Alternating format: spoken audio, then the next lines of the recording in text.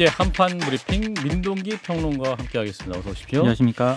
자, 강서구청장 보궐선거 이제 진행 중인데 현재 투표 상황 정리해 주실까요? 지금 오후 5시 기준으로요. 투표율이 42.1%로 집계가 됐습니다. 예. 이건 사전 투표를 합산한 그런 수치고요. 6시 현재는 43.8%. 네. 네. 그리고 지금 여러 가지 아직 8시까지 투표를 지금 2시간 남았으니까. 2시간 정도 남았기 네. 때문에 이 투표 수치보다는 조금 더 올라갈 것으로 그러겠죠. 보이는데 예. 대부분 한 45%는 넘기지 힘들지 않을까 이런 전망도 나오고 있습니다만 최종적으로 좀 봐야 될 것 같고요. 예.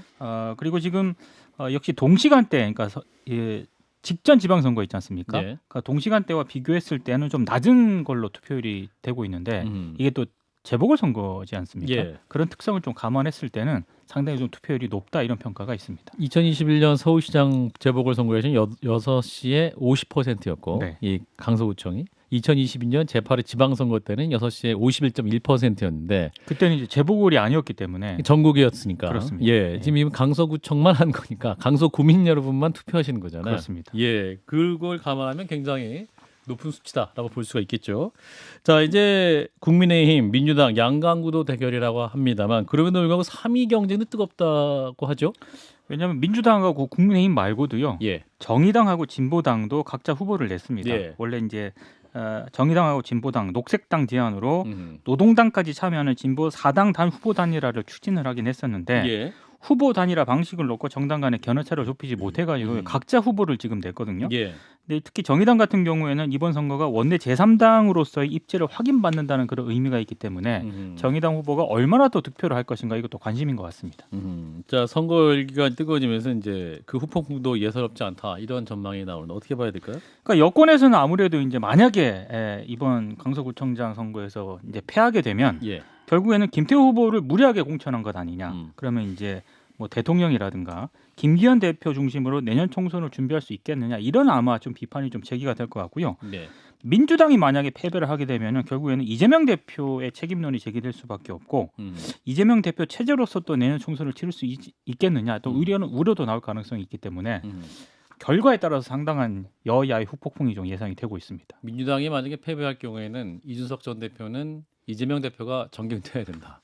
그리고 만약에 국민의힘이 패배할 경우에는 김기현 대표가 정경퇴해야 된다. 또 진성준 의원이 민주당 의원이 그렇게 말을 하기도 했는데, 자, 지금까지 투표율 43.8%. 물론 2시간 더 남았기 때문에 현장에 선장에 8시에 도착해서 할 수 있는 거죠. 그렇습니다. 7시 59분에 도착해도 그죠? 8시까지만 8시까지만 딱 도착하면 들어가면 투표할 수 있습니다. 그렇습니다. 네. 자, 지금까지 투표율 상황 보시면서 어떻게 전망하시는지 진 교수님부터. 뭐 전말할 게 없는데 투표율이 나오는 대로 봐야 되는 거죠. 투표율의 의미랄까? 예. 보궐선거 치고는 투표율이 높았는데 예. 그것은 이제 대통령실에서 이 판을 키웠다? 사실 작은 선거판인데 별 관심도 안 가질 만한 선거판을 갖다가 위니 총선급으로 그 규모를 좀 키운 감이 있고 예. 그러다 보니까 민주당하고 양당의 거의 모든 당이 온 당의 모든 역량을 다 투여하다 보니까 판이 좀 커진 거죠. 예. 자, 김 소장님은?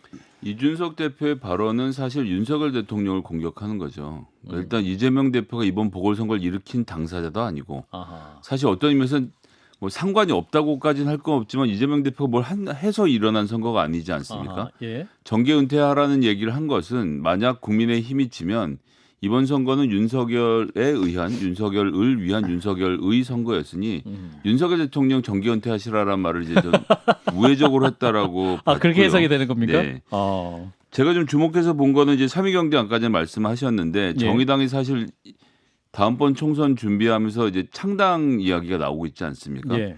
여기에 포함되는 정당이 녹색당, 노동당 이런 정당들과 함께 모아서 진보당을 제외한 나머지 재정당들과 함께 진보 정당이 새로운 형태를 만들어 보겠다라는 그런 포부를 밝힌 건데 예. 그랬다고 한다면 이번 강서구청장 선거에서 저는 연합을 좀 해줄 필요가 있었다라고 생각합니다. 뭐 진보당과의 대결 구도는 있기 때문에 거기까지는 연합은 안 된다고 하더라도 근데 이렇게 되지 않았다는 것이 총선까지 사실 6개월밖에 남지 않았는데 아직도 노동당, 녹색당과 정의당 간의 이런 정당 간의 합치는 대화가 잘 진행이 안 되고 있다는 것의 반증이 아닌가 싶어서 어쨌든 진보 세력이 좀 하나로 잘 모일 수 있는 계기가 됐으면 좋겠는데요. 반면에 민주당은 사회민주당하고 기본소득당하고 일종의 선거연합 전술을 한번 펴본 것 아닙니까? 예. 이것이 이제 총선에서도 어떤 그림으로 나타나게 될지도 관심 사항입니다. 예. 자, 이런 가운데 지금 내년 총선을 앞두고 국민의힘 하태경 의원이 써올린 서울 출마 선언. 그런데 지금 하태경 의원이랑 그 홍준표 대구시장과의 설전이 계속되고 있는데 두 분 다 또 이게 결코 한번 말을 섞으면 지지 않는 성격이어서 그런 것 같습니다. 그러니까 홍준표 대구시장이 예. 하태경 의원의 서울 출마 선언과 관련해서 예. 선당우사가 아니라 제살길을 찾은 것뿐이다라고 비판을 하지 않았습니까? 예. 오늘 하태경 의원이 SBS 라디오와의 인터뷰에서 홍준표 대구시장의 비판에 대해서 당사아생, 이 말이 좀 어려운데요. 당을 죽이고 나만 살자의 길을 선택한 사람은 누구였나라고 또 당사아생. 예. 그죠? 예. 당을 죽이고 나만 산다. 이제 홍준표 대구시장을 좀 직격을 했습니다. 예. 그리고 이제 홍 시장 말을 굳이 비판하고 싶지는 않지만 어쨌든 당이 죽든 말든 나만 살려고 선택한 길은 분명히 아니다. 자신은 그런 길을 걷지 않겠다. 이런 점을 강조한 것으로 보이고요. 예.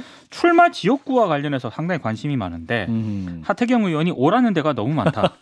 자신이 특정을 하게 되면 그 지역의 현역 당협위원장분들이나 예. 이런 분들이 또 긴장하기 때문에 어떤 지역을 특정하기는 어렵다라고 얘기를 했고요. 누가 오라고 한다는 겁니까? 뭐 여러 군데서 오라고 한다고 합니다. 그러니까 그 지역의 유권자들 오라는 거예요. 당협위원장이 오라고 할 일은 없잖아요. 그럴 본인이 리는 나가야 없겠죠. 되니까. 그렇습니다. 예, 어쨌든.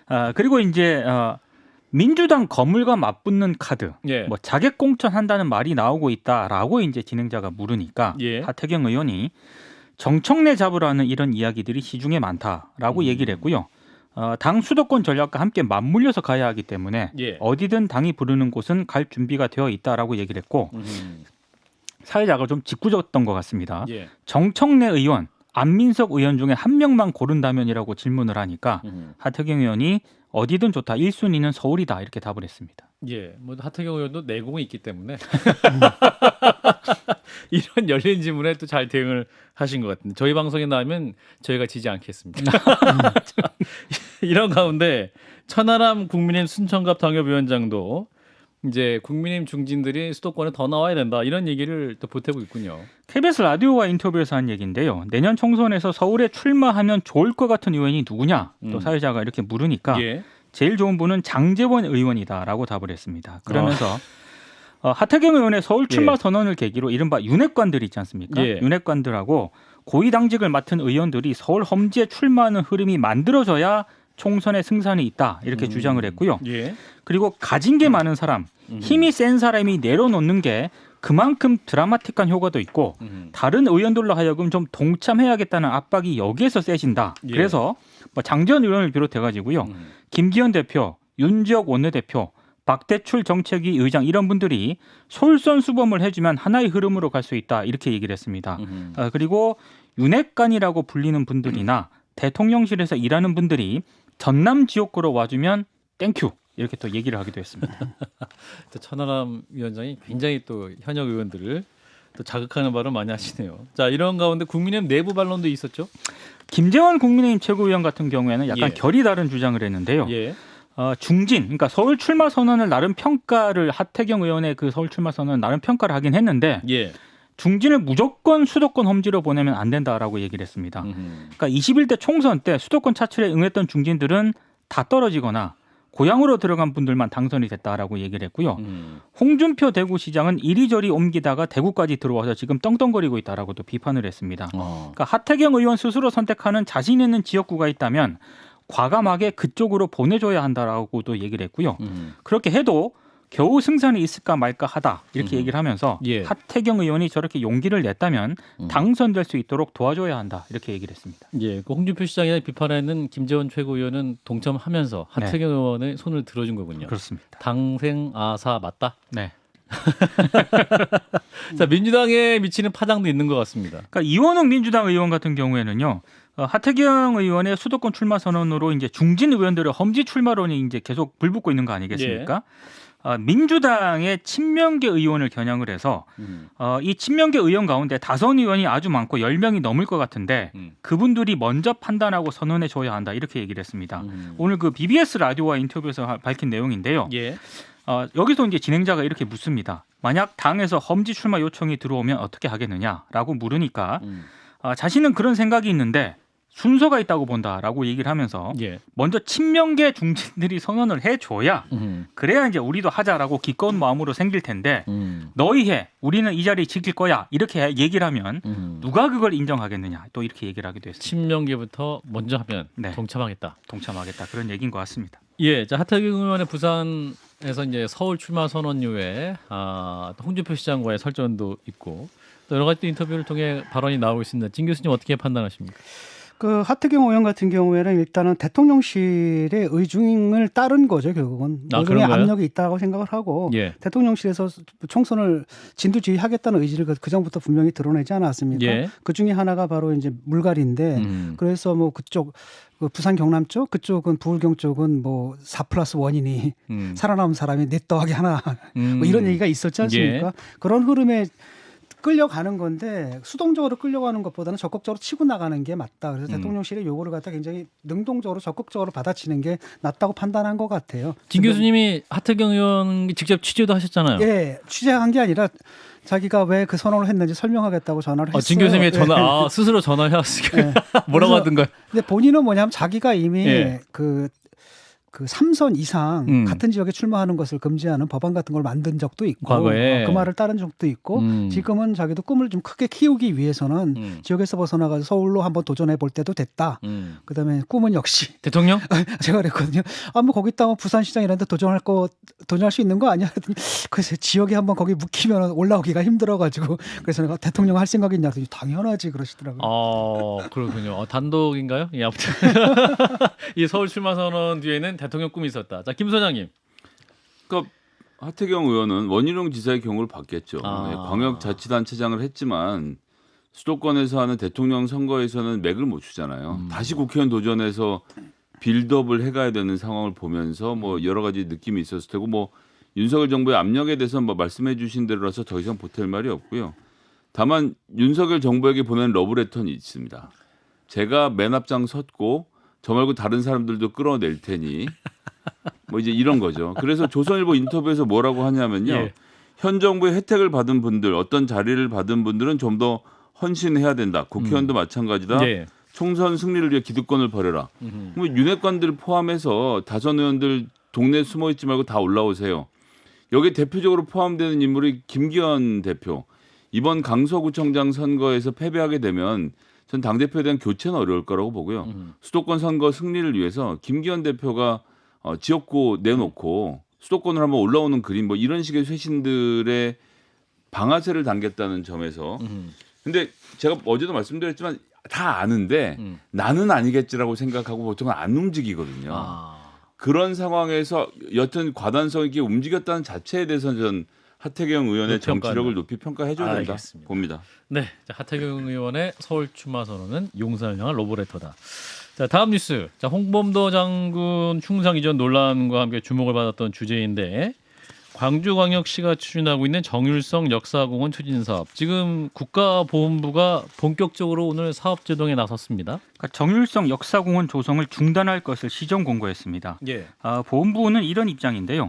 정율성은 6.25 전쟁 당시 북한 인민군과 중공군의 사기를 북돋운 군가를 작곡을 했다. 직접 적군으로 남침에 참여했다라고 밝혔고요. 정율성 기념사업은 헌법과 국가보훈 기본법 등에 따른 대한민국의 정체성을 부인하고 호국 영령과 유가족의 영예를 훼손하는 것이다라고 얘기를 했습니다. 예. 박민식 보훈부 장관은 지자체 자율성은 존중하지만 대한민국의 정체성에 배치되는 인물이라고 지적을 했고요. 만약에 권고를 이행하지 않을 경우에는 시정명령을 발동할 것이다. 이런 입장을 밝혔습니다. 예, 자, 광주광역시 입장을 직접 바로 들어보도록 하겠습니다. 강기정 광주광역시장이 연결돼 있습니다. 시장님 안녕하세요. 네, 안녕하십니까? 오랜만에 연결됐습니다. 네, 예.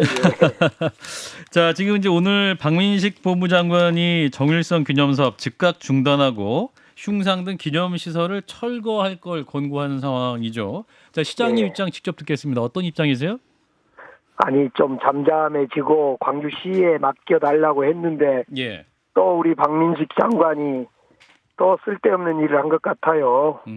지금 뭐 재정도 어렵고 지방 재정도 어렵고 죽겠는데 죽겠는데. 자꾸 지금 예. 그 정말 장관이 하지 않아야 될 일을 하고 있어서 애가 탑니다. 제 입장에서는. 그렇군요. 근데 지금 그러면 권고를 이행하지 않을 생각도 있으신 겁니까? 우선은 그 지금 보훈부에서 지방자치법 184조 예. 뭐 근거에서 중단 권고를 이야기하는데 예. 또 뭐 더 나아가서 뭐 시정명령도 해보겠다 그런데 예. 그럴 권한이 없어요. 지금 보훈처에서는. 아, 그런가요? 이건 지방 정확한 사무이고 예. 이 사무 중에 어떤 불법성이 발견됐거나 이러면 뭐 고치거나 중단을 하거나 저희들이 하겠는데 예. 지금 지방 고유 자치 사무일 뿐만 아니라 지금 광주광역시 또는 전라남도 하순 등등에서 하는 것이 위법하지가 않거든요. 그런데 자꾸 무엇을 고쳐라, 시정해라, 중단해라 하는데 도대체 뭘 고치고 뭘 중단하라는지를 모르겠어요. 근데 이제 박민식 장관 입장은 네. 국가유공자가 폄훼 당할 때 이제 그 장관이 나서는 게 보훈부 장관의 책무다 이렇게 주장을 하고 있습니다만. 그러니까 보훈부 장관은 헌법 1조를 거론하고 예. 국가보훈기본법 5조 또 국가유공자 예우지원 3조 이렇게 하는데요. 예. 우리는 그런 법에 따라 한 게 아니라 헌법 우리가 주장하고 있는 헌법 117조 지방자치단체는 주민의 복리와 관련된 일을 하고 있는 거예요. 주민의 복리를 그러니까 위한 일이다. 보훈부 장관은 보훈부 관련 복지 관련 대상자들 이런 사업을 잘 하셔요. 우리는 지금 이 정률성 문제를 어떤 뭐 보훈부 관점이나 보훈 사업과 관계 없습니다. 우리는 정률성이 뭐 독립유공자이기 때문에 이걸 기리는 것이 아니고 이 지방 자치단체의 어떤 자율권의 근거에서 한중수교나 문화교류 차원에서 하는 겁니다. 예. 그러니까 이걸 자꾸 보훈부 장관은 자기 영역이 아니라고 해도 이게 보훈 사업이 아니라고 해도 우리가 정률성을 뭐 보훈 사업으로 막 이분을 추앙하고 독립유공자다 이렇게 한 게 아니잖아요.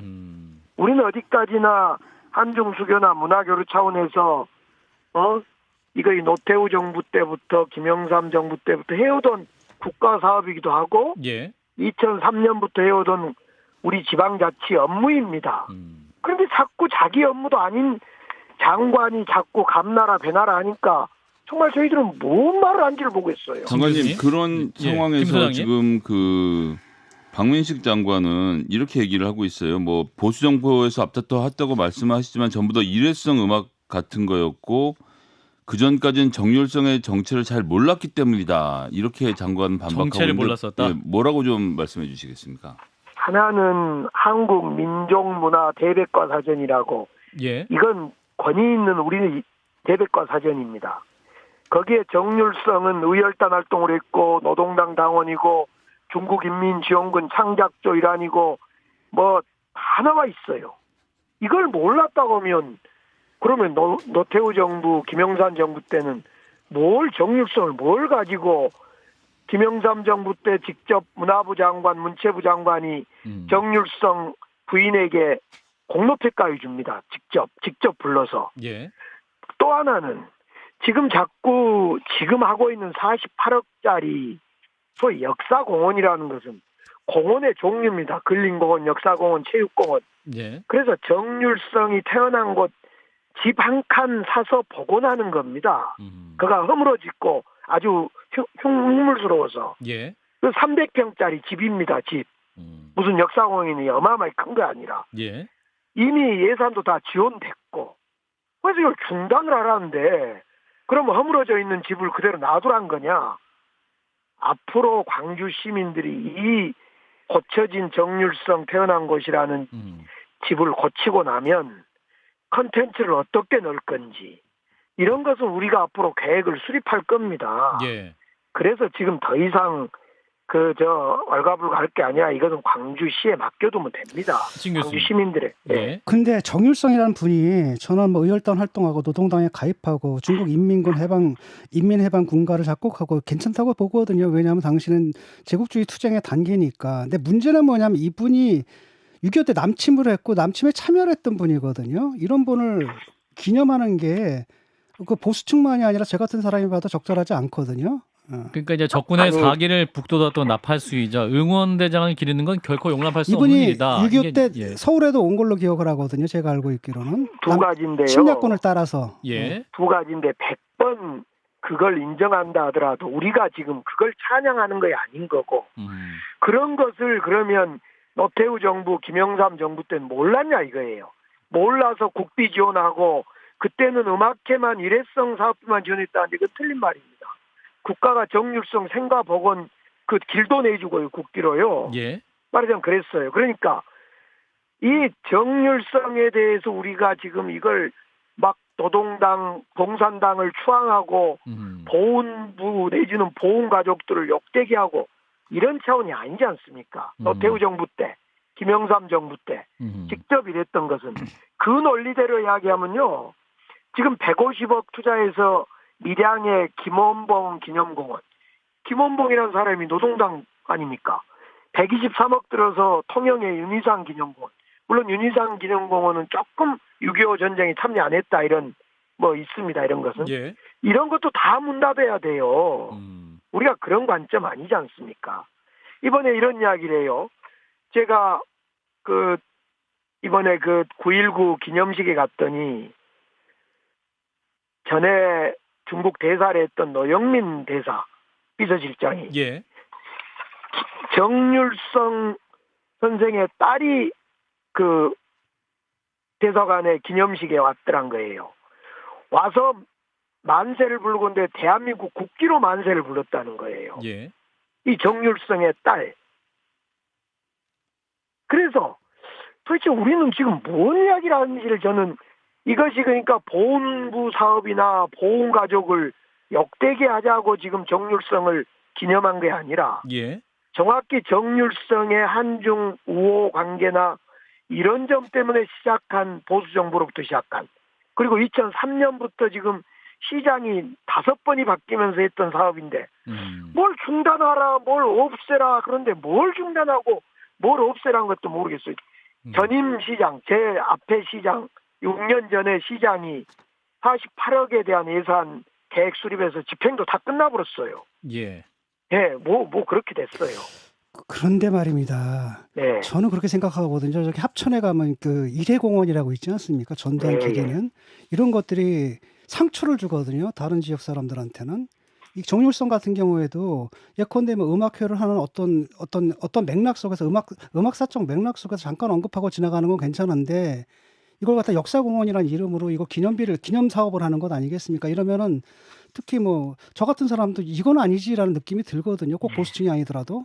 그러니까 얼마 전에 행안부 공무원도 이제 다녀가고 오늘 처음으로 보훈처에서 공문으로 뭐 공고안을 냈어요. 처음이에요, 이것이. 예. 정부에서 지금까지 공중에다 언론에다 대놓고 어째라 저째라 정치 논리 막 공격하다가 처음으로 행정행위를 했는데요. 예. 여기를 와보신 분들은 이걸 와보시고 깜짝 놀래요. 아니 지방칸 이렇게 해서 이걸 공원이 아닙니다. 공원은 우리 법률상 체육공원이냐 역사공원이냐 문화공원이냐 근린공원이냐 분류하는 방법이고 사업명이 정률성 역사공원입니다. 그럼 앞으로 이 집을 이제 복원하고 복원이 아니라 집을 고치고 예. 마당을 만들고 정원을 만들고 나서 예. 최소한에 꾸미고 나서 예. 여기를 뭐라고 부를 거냐 또 여기에 어떤 콘텐츠를 넣을 거냐 이거 하나도 정해진 게 없어요. 이걸 지금 텅 비고 돈이 없으면 그냥 운영도 안 할 수도 있어요. 막말로. 예. 그러니까 지금 이런 것들을 제가 누누이 설명하면서 놔둬라 광주에서 죽이 되든 밥이 되든 할 테니까 광주라는 곳이 뭐 빨갱이 도시입니까? 맨날 보훈처에서 그 밑에 보훈단체들 보내서 시청 앞에서 빨갱이 물러가라 어째라 이런 보훈처의 보훈부의 작태가 대한민국을 오히려 분열시키고 지금 해야 될 일이 보훈부가 그런 일 합니까? 제가 한 말씀만 드리면 예. 제가 이 말씀 듣고 국회의원이 마무리하겠습니다, 시장님. 예. 6년 동안이요. 예. 니물리안 행진곡을 재창하냐 마냐 가지고 박승춘 보훈처장이 논란을 펼 때 뭐 때문에 논란을 폈냐? 그 니물리안 행진곡의 새날이 올 때까지라는 대목인데 이 새날이 북한이냐 아니냐를 가지고 6년을 논쟁을 한 거예요. 제가 그때도 그랬어요. 당시엔 보훈처가 할 일이 따로 있다. 보훈가족의 복지 사업이나 보훈 선양이다. 이 정률성은 지금 복지나 보훈이 아니다. 한중 간의 문화구호 사업이다. 이렇게 보는 거죠. 알겠습니다. 예, 시장님 네. 오늘 말씀 일단 여기까지 듣도록 하겠습니다. 네, 네, 예. 고맙습니다. 네. 네, 강기정 광주광역시장이었습니다.